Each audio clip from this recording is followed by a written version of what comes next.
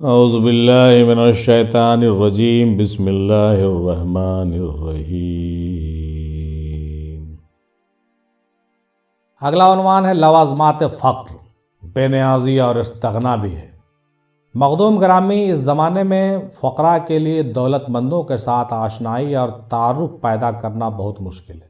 اگر فقراء لکھنے اور کہنے میں تواضع اور حسن خلق اختیار کریں، اور جو فقراء کے لوازمات میں سے ہیں، تو کوتاہ اندیش لوگ بدظن کے تحت یہ گمان کرتے ہیں کہ فقراء لوگ لالچی اور محتاج ہیں۔ اس بدظنی میں اپنی دنیا اور آخرت کا نقصان کر بیٹھتے ہیں اور ان بزرگوں کے کمالات سے محروم ہو جاتے ہیں۔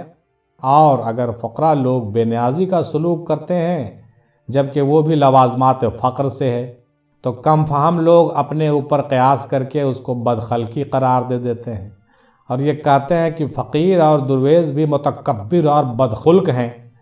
یہ نہیں جانتے کہ استغنا اور بے نیازی بھی فقر کے لوازمات میں سے ہیں، کیونکہ ضدین کا جمع ہونا اس جگہ محال نہیں رہا۔ اور حضرت ابو سعید خراز رحمۃ اللہ علیہ ارشاد فرماتے ہیں کہ میں نے اپنے رب کو جمع ازداد سے پہچانا ہے۔ یہ صفحہ نمبر 441 پر لوازمات فقر کے حوالے سے کچھ بات چل رہی ہے، جس میں یہ بات کہی گئی ہے کہ اگر فقیر جو ہے تھوڑا سا حسن خلق اختیار کرتے ہیں، تھوڑا سا لوگوں سے میل جول اور تواضع اختیار کرتے ہیں، تھوڑا سا مل جل کر کے پولائٹلی بات کرتے ہیں، تو لوگ سمجھتے ہیں، گمان کرتے ہیں کہ ارے اچھا اس کو بھی لالچ ہے، یہ بھی محتاج ہے، تب نہیں دیکھو ایسے کر رہا، جبکہ ایسی بات نہیں ہے۔ اس کے نیت میں تو وہ چیز ہے نہیں، اس کا ملنا جلنے کا جو ہے معاملہ وہ کچھ اور ہے۔ اسی طریقے سے اگر فقیر کیا کرتا ہے کہ تھوڑا سا اگر بے نیازی کا سلوک کرے، تھوڑا سا کنارے ہو جائے، تھوڑا سا مطلب ملنا جلنا بند کر دے، تو لوگ کہتے ہیں ارے تو بڑا گھمنڈی ہو گیا۔ دونوں چیزوں میں اگر نیت اچھی ہے اس فقیر کی، تو دونوں چیزیں جو ہے فقیر کا ہی سرمایہ ہے، ٹھیک ہے۔ لیکن اگر نیت میں کھوٹ ہے تو آپ دونوں جگہ فیلور ہیں، آپ کے اندر فقر کا معاملہ نہیں۔ اگلا عنوان ہے محبت دنیا۔ کیسے محبت دنیا سب سے بری ہے، اس کے بارے میں صفحہ نمبر 440 پر مکتوبات ربانی میں امام ربانی رحمۃ اللہ علیہ کیا کہتے ہیں؟ سعادت مند وہ ہے جس کا دل دنیا سے سرد اور حق سبحانہ وتعالیٰ کی محبت سے گرم ہو۔ دنیا کی محبت تمام گناہوں کی جڑ ہے اور اسے چھوڑ دینا تمام عبادتوں کا سر ہے۔ دنیا کی ترک کی حقیقت اس کی طرف رغبت کو ترک کرنا ہے، یعنی ایسے کہہ دینا کہ ہم ترک کر دیتے سے کام چلنے کا نہیں، مطلب اس کی رغبت کم جائے تب ترک ہوگا، ٹھیک ہے۔ اور ترک و رغبت اس وقت حاصل ہوتا ہے جبکہ دنیا کا ہونا نہ ہونا برابر ہو جائے۔ بہت امپورٹنٹ بات ہے۔ رغبت اس وقت حاصل ہوگی جب دنیا کا ہونا نہ ہونا برابر ہو جائے، اور اس معنی کا حصول ارباب جمعیت اولیاء اکرام کی صحبت کے بغیر مشکل اور دشوار ہے۔ اور ان بزرگوں کی صحبت اگر میسر ہو تو اسے غنیمت ہی جاننا چاہیے اور اپنے آپ کو ان کے حوالے کر دینا چاہیے۔ دنیا اس چیز کا نام ہے جو کہ دل کو حق سبحانہ و تعالیٰ سے روکے اور اس کے غیر سے مشغول کرے۔ وہ چیز مال و اسباب کے قبیلہ سے ہو، خواہ مرتبہ اور سرداری کے طلب سے ہو، اور یا کہ خواہ ننگ و ناموس سے ہو۔ حدیث شریف میں ہے، یعنی کہ دنیا ملعون ہے اور جو کچھ اس میں ہے وہ بھی ملعون ہے، مگر اللہ کا صرف ذکر ہے جو قابل ذکر ہے۔ صفحہ نمبر 440 پر یہ بات محبت دنیا کے حوالے سے درج ہے، جس میں یہ واضح طور سے کہا گیا کہ محبت دنیا کی حقیقت کیا ہے اور یہ کیسے حاصل ہوتا ہے، یہ بھی بتایا گیا۔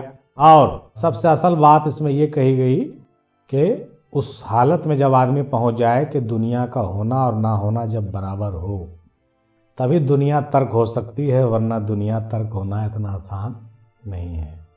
دنیا کی محبت نہیں نکلتی ہے انسان کے اندر سے۔ اگلا عنوان ہے ولایت خاصہ محمدیہ صلی اللہ تعالیٰ علیہ وسلم۔ صفحہ نمبر 439 پر بیان ہوا ہے کہ یہ راہ جس کے طے کرنے کے ہم در پر ہیں، یہ سب 7 قدم ہے۔ یہ راستہ کئے قدم ہے؟ 7 قدم ہے۔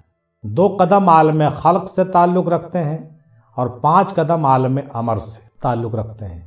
پہلے قدم پر جو سالک عالم امر میں رکھتا ہے، تجلی افعال ظاہر ہوتی ہے، اور دوسرے قدم پر تجلی صفات اور تیسرے قدم پر تجلیات ذاتیہ کا ظہور شروع ہونے لگتا ہے، پھر اس کے بعد درجہ بدرجہ ترقی ہوتی جاتی ہے۔ بعض بزرگ نے کہا ہے کہ یہ راہ صرف 2 قدم ہے۔ اس نے ان کی مراد مختصراً طور پر عالم خلق اور عالم امر سے لیا ہے تاکہ طالبوں کے نظر میں یہ کام آسان دکھائی دے۔ 7 قدموں سے ہر ایک قدم پر سالک اپنے آپ سے دور ہوتا جاتا ہے اور حق تعالیٰ کے نزدیک ہوتا جاتا ہے، اور ان قدموں کے طے کرنے کے بعد فنائے عتم ہے جس پر بقائے اکمل ترتیب ہے، اور ولایت خاصہ محمدیہ کا حاصل ہونا اس فنا اور بقا پر موقوف ہے۔ یعنی ولایت خاصہ محمدیہ جو ہے صلی اللہ تعالیٰ علیہ وسلم اتنا آسانی سے حاصل نہیں ہوتا ہے، بلکہ ان فنا اور بقا کے منزلوں پر موقوف ہے۔ جب ان منزلوں سے گزر جائیں گے تبھی آپ پہنچ پائیں گے۔ یعنی 2 قدم اور 5 قدم، کل ملا کر کے 7 قدم۔ اس راستے میں 7 قدم بتائے جاتے ہیں، 2 قدم عالم خلق کے اور 5 قدم عالم امر کے۔ یعنی اس کو آپ موٹا موٹی ایسے سمجھ لیجئے کہ یہ جو 7 قدم ہیں یہ آپ کے 7 لطائف کو روشن کرتے ہوئے بلندی کی طرف جانا ہے۔ نفس، قلب، روح، سر، خفی، اخفا اور انا۔ اسی کو بزرگوں نے جو ہے اس طرح سے خلق اور امر سے تعبیر کر کے الگ الگ بتایا۔ بعض بزرگوں نے کیا بتایا؟ 2 ہی قدم بتایا کہ ایک قدم جو ہے نفس کا اور دوسرا قدم روح کا، یعنی زمین کے 1 قدم اور آسمان کے 1 قدم، 2 قدم طے کیجئے اور منزل تک پہنچ جائیے۔ لیکن اتنا صرف بولنے سے تو کام چلے گا نہیں، یہ سارا معاملہ ہے، سارا کا سارا پروسیجر ہے جو پیر کی نگرانی میں طے ہوتا ہے۔ اور اس 7 قدم کو طے کرنے میں یا 2 قدم کو طے کرنے میں اگر 70 سال بھی لگ جائیں تو بہت کم ہے۔ ہر قدم اگر 10 سال میں بھی 1 قدم طے کیجئے تو شکر کیجئے، لیکن آج کے زمانے میں 70 سال کی تو عمر ہے نہیں ہم لوگوں کا۔ 60 سال یا 50 سال میں ہم لوگوں کو 7 قدم طے کرنا ہے۔ اب سوچ لیجئے کہ کس طریقے سے ہوگا۔ اسی لیے ہم نے کہا کہ ہم لوگوں کو چاہیے، اور بڑے بڑے پیروں کو اس بات پر بھی غور کرنا چاہیے کہ وہ اپنے مریدوں کو ٹارگٹ یہ بنا لیں کہ 7 سال میں 7 قدم طے کرا دیں، تب کچھ اچیومنٹ ہوگا، ورنہ پھر کیا فائدہ ہے پیری مریدی کرنے سے۔ آج کے زمانے میں 7 سال بہت کافی ہے، اور یہ کوشش کرنی چاہیے، ایسی نیت کرنی چاہیے کہ 7 سال میں پورا مکمل کر لیں، نہیں تو 14 سال تو بہت زیادہ ہے کہ نہیں؟ دادا حضور 14 سال میں مکمل کیے تھے، اور بعض بزرگ باعزت بستامی جیسے بزرگ جو ہے 70 سال ان کو لگا۔ بابا فرید کو بھی تقریباً 40 سال یا 35 سال لگ گیا۔ خواجہ اجمیری رحمۃ اللہ علیہ کو 20 سے 25 سال لگا۔ مخدوم شرف الدین بہاری رحمۃ اللہ علیہ کو بھی 30 سال تقریباً لگ گئے۔ تو ہم لوگ اتنا آسان ہے تو نہیں ہے، اتنا آسان ہے نا صاحب۔ اس لیے ہم لوگوں کو بھی اس ولایت خاصہ ولایت محمدیہ میں پہنچنے کے لیے سیریسلی ایکٹیو ہونا پڑے گا۔ سیریسلی ایکٹیو ہو کر کے قدم بقدم چلنا ہے، تب جا کر کے منزل طے ہوگی، ورنہ صرف پیری مریدی کرنے سے کوئی فائدہ نہیں ہے۔ پیری مریدی کر کے کچھ حاصل خالی ہونے والا نہیں ہے۔